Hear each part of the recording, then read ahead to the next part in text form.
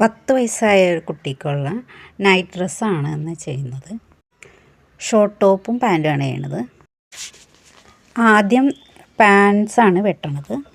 പാൻസിൻ്റെ ഇറക്കം വരുന്നത് 31 ഇഞ്ചാണ്. അപ്പോൾ മൊത്തം ഇറക്കം 34 ഇഞ്ച് എടുക്കാം.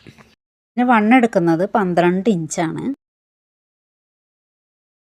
ക്രോച്ചർക്ക് എടുക്കുന്നത് 13 ഇഞ്ചാണ്. ഒരു 2 ഇഞ്ച് ഇപ്പുറത്തോട്ട് മാറ്റി അടയാളപ്പെടുത്തുക.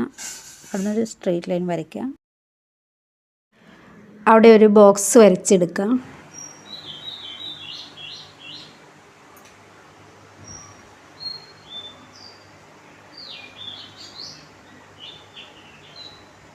ഇതിപ്പോൾ വലിയ ആളിൻ്റെ ഒരു ചുരിദാർ ടോപ്പിൻ്റെ തുണിയിലാണ് ചെയ്യണത്.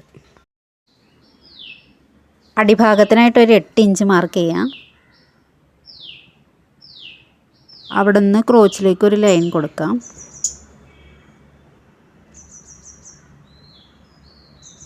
ഇനി ഇത് വെട്ടിയെടുക്കാം.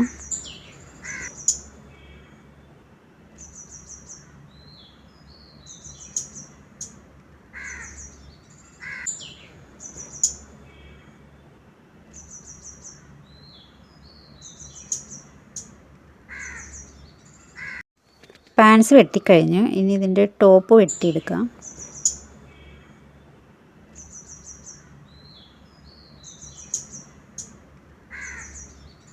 അതിനായിട്ട് ആദ്യം തന്നെ തുണി 4ആയിട്ട് മടക്കിയെടുക്കാം.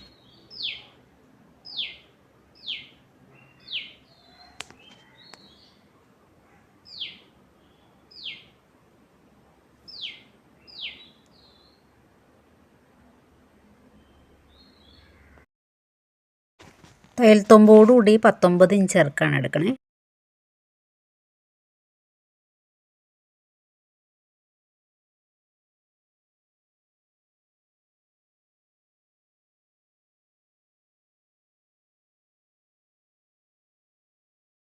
അഞ്ചര ഇഞ്ച് ഷോൾഡറാണ് എടുക്കണത്.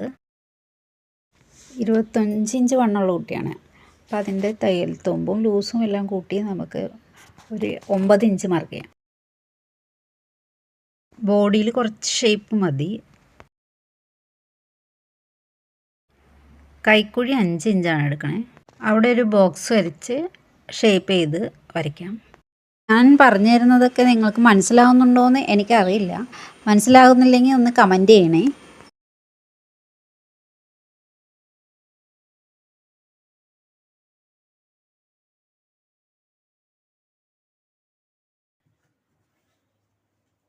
ഇനി ഇത് വെട്ടിയെടുക്കാം.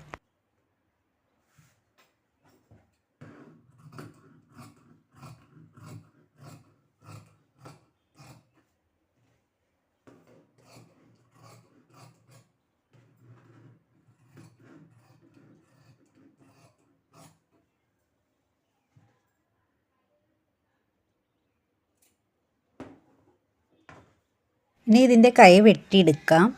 ഇതിൻ്റെ കൈ വെട്ടുന്നതിനായിട്ട് ഇതിൻ്റെ ബോർഡുള്ള ഭാഗം എടുക്കാം.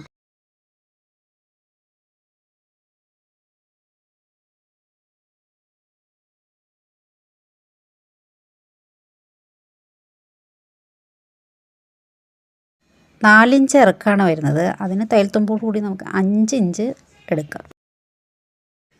7 ഇഞ്ച് കൈക്ക് ലൂസ് തയ്യൽത്തുമ്പടക്കം എടുക്കാം.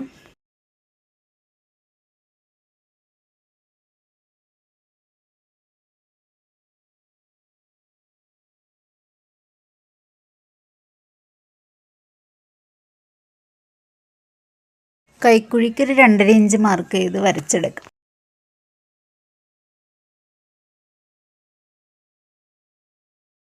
അവിടെ ഒരു കർവ് ഷേപ്പിൽ വരച്ചെടുക്കാം.